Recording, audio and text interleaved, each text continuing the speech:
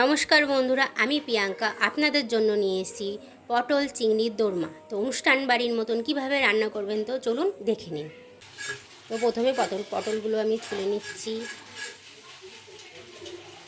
পটলের একদিকের মুখ আমি কেটে নেব।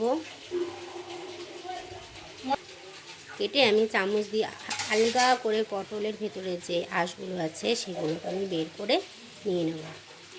সেগুলো নিয়ে আমি রেখে দেবো, সেগুলো কিন্তু আমরা ফেলবো না, এগুলো আমাদের কাজে লাগবে রান্না করতে।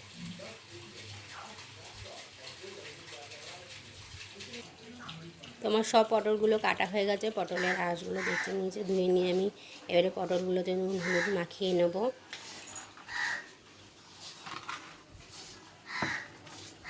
একদম আলতো হাতে মাখিয়ে নেব।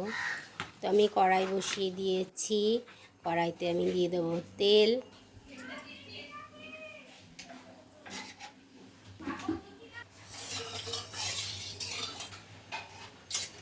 তো এবারে আমি পটলগুলোকে আস্তে আস্তে কড়াইতে দিয়ে দিচ্ছি। পটলগুলোকে আমি এবারে ভালো করে ভেজে নেব।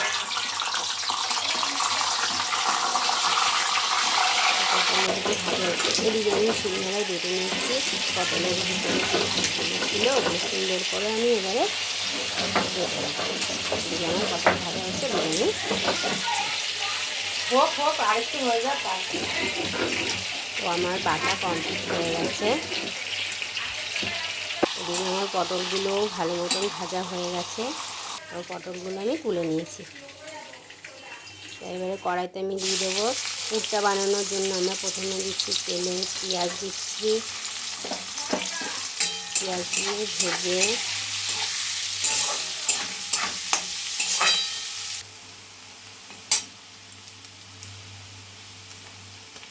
পেঁয়াজগুলো ভালো মতন ভেজে তার মধ্যে নুন দিয়ে দিলাম আমি, নুন হলুদ।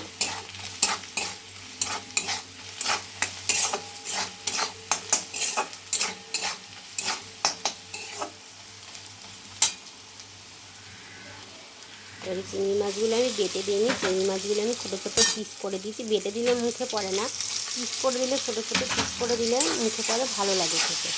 আর যে পটলের শাকটা আমি বেটে রেখেছিলাম ওটা দিয়ে দিলাম।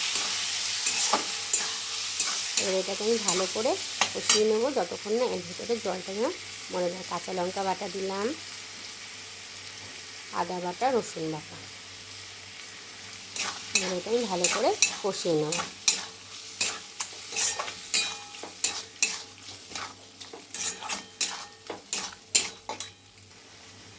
একটু জিরে ধনের গুঁড়ো দিচ্ছি, জিরের গুঁড়ো।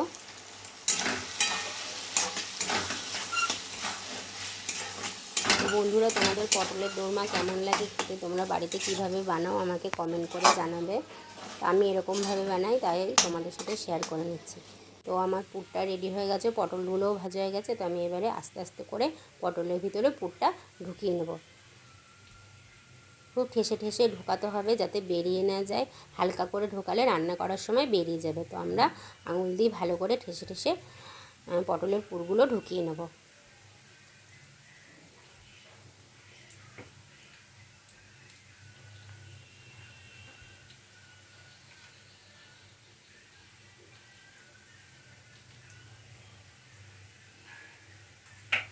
দেখতেই পাচ্ছেন আমি কীরকমভাবে আস্তে আস্তে করে করছি, সেরকমভাবে আপনারাও করবেন। তো আমার পটল আমি তুলে নিচ্ছি। এবার আমি কড়াইতে দিয়ে দিলাম জিরে, গোটা গরম মশলা আর তেজপাতা ফোড়নে দিয়েছি। এই দিলেও পেঁয়াজ ভেজে রেখেছিলাম, সেই পেঁয়াজ ভাজাটা। এবার আমরা পটলের যে কালটা হবে কালটা দিয়ে মশলা করছি।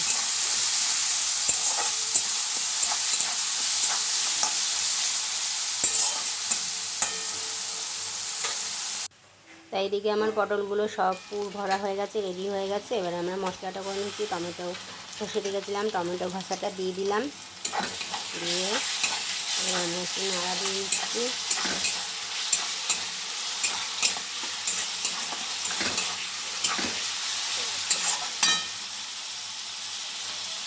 নুন দিয়ে দিলাম, হলুদ দিয়ে দেবো এবারে।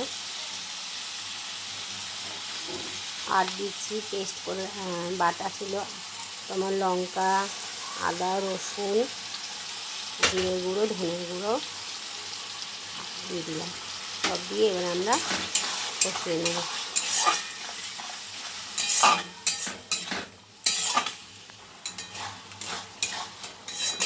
দেখতে পাচ্ছেন মশলাটা আমার কষে গেছে, মশলা দিয়ে তেল ছেড়ে দিয়েছি।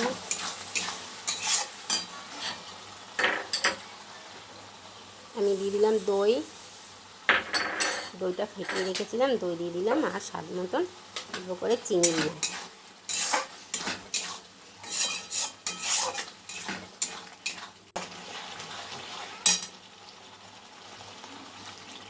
আর দিয়ে দিলাম অল্প করে জল। এবারে ঝোলটা ফুটলে পরে আমি পটলগুলো দিয়ে দেবো এর মধ্যে।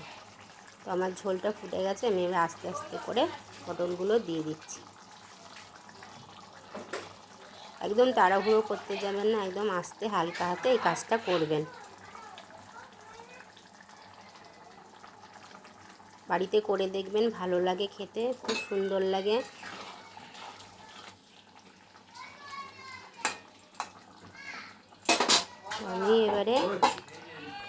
আমি এবারে ঢেকে দিলাম।